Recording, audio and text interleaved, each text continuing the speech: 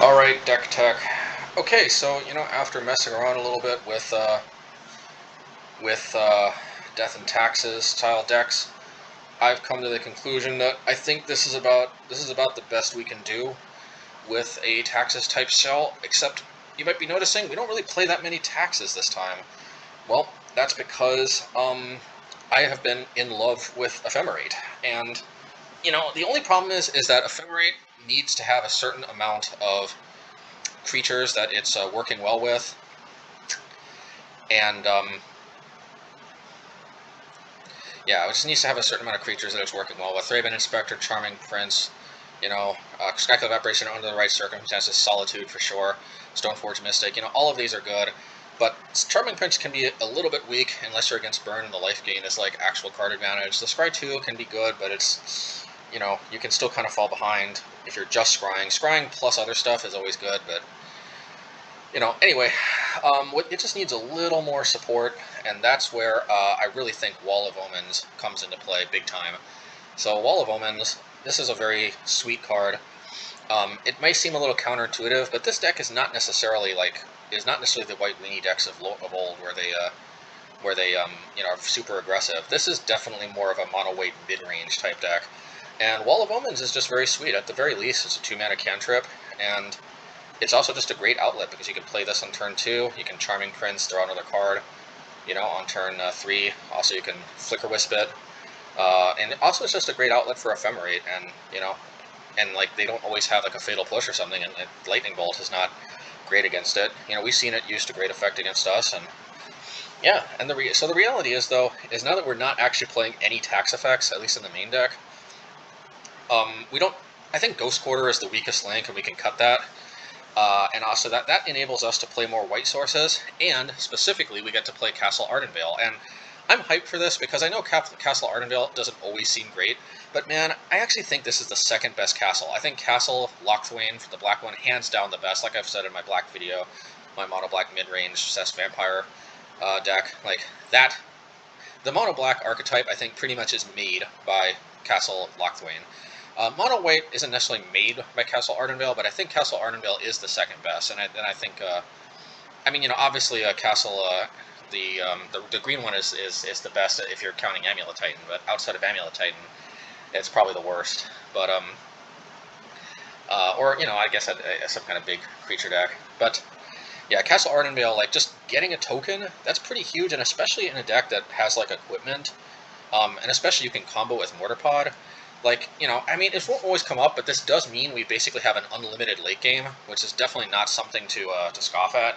And let's sure the late game is just 1/1 tokens, but sometimes, like against Control, this could be huge to just kind of keep running out tokens. We've seen it actually in that one Hammer Time, variant that we played, which we're probably not really going to go back to. Just way too hit or miss for my taste. But yeah, Castle Ardenvale. Yeah, look, I can't win them all, but I really think that this, certainly if the opponent's playing creatures, I think this definitely has the tools we need in order to be able to take it down.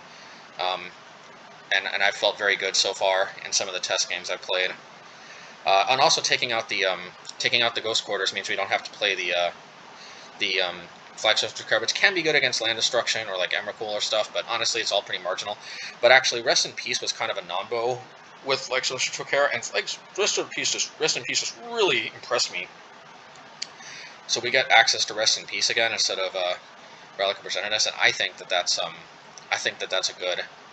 good improvement. It's not necessarily as good against Control, but it's pretty good against most other decks. It can be pretty good against Control and against some variants, but yeah, there's a lot of decks that just, having a set it and forget it type card is just huge. Of course that means we have to move Path to the sideboard, but, honestly, I don't think we need that much red hate when we've got Wall of Omens. And, we've got the rainbow protection with the sword, so I think we're pretty set up. So we'll see how it goes. We'll see how the games go. And yeah. Alright, let's get to it. If you like this content, obviously like and subscribe, and we'll see you in the games. Take care. All right.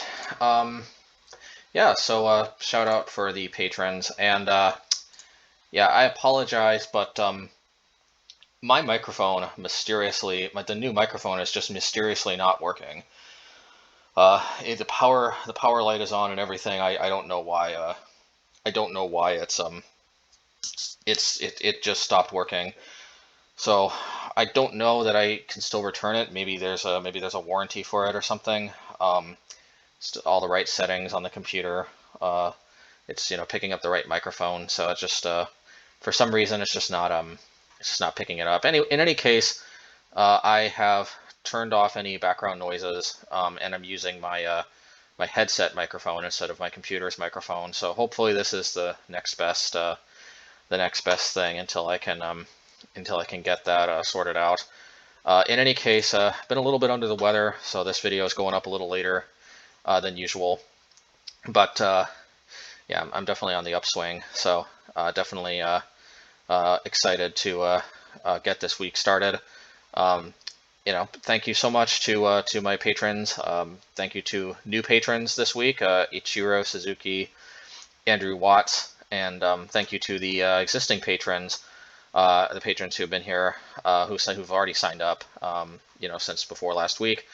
Frederick LeMay, Povilas Tomasauskas, Alexis, Jeremy Elder, Brett, Michael Patton, Tyler Smith, Jonas Sandiger, SWDJP, Alexi Sherbakau, Brendan Hopgood, Trent Crofts, Jeff Clark, Adam Boyd, Cody Bryam, Alex Wilson, Gabriel W., Rodrigo Tomazzi, Ichiro Suzuki, oh yeah, and Andrew Watts, double shout out to the new patrons. So yeah, thanks a lot for all of your support.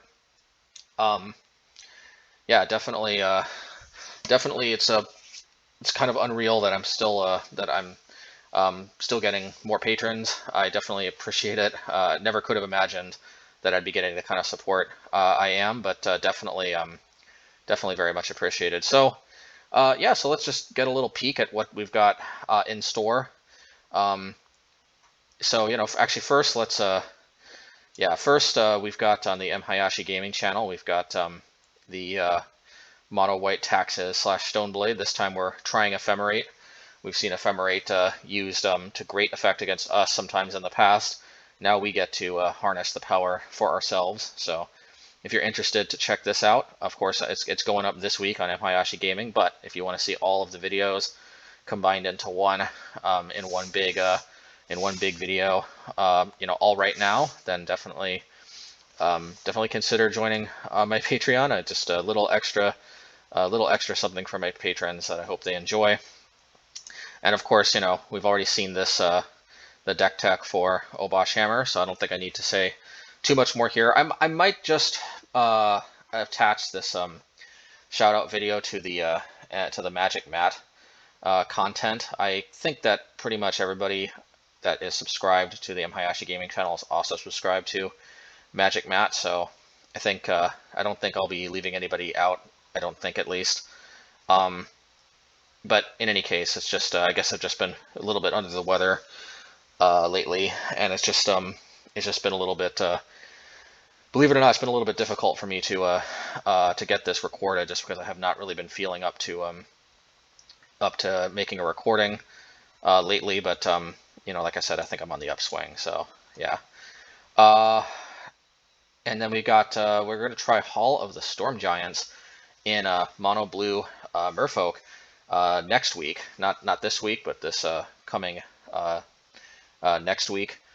And yeah, I don't know what to say other than just that I thought I might give the D&D Blue Land a try, considering that Den of the Bugbear has been exceeding expectations in the Obosh Hammer deck.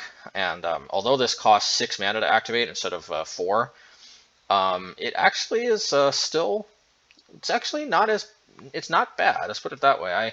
It's definitely exceeding my expectations, and this is why I like trying these things out, because sometimes, I had assumed that this would be just not where I wanted to be, because it would be almost impossible to activate. But that's not necessarily true. I'm surprised both that I'm activating it more than I thought I would, which is not to say it's a lot, but more than I thought I would.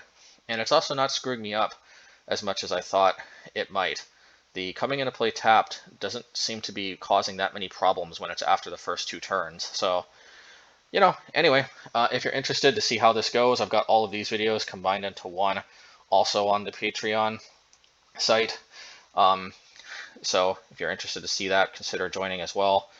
And of course, for those who want more Infect content, we've got Infect coming up this the week after next, and we're trying out, as the thumbnail might suggest, Plague Mirror. You know, Mono Green Infect definitely has some chops, and I think that the alternative Infect creature options compared to Blighted Agent, they're clearly not as good as Blighted Agent for the most part, but they're better than they look, and especially if you're playing you know, Cathedral of War.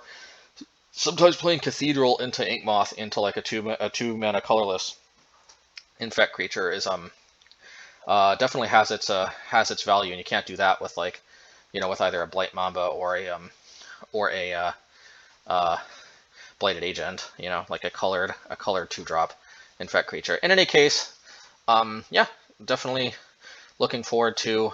I'm excited to. You know, I mean, well, I guess I've already played, but I'm excited to hopefully see what you all think, and hopefully you'll enjoy these as much as I enjoyed making them. And yeah, have a great week, everybody, and yeah, take care, and all the best.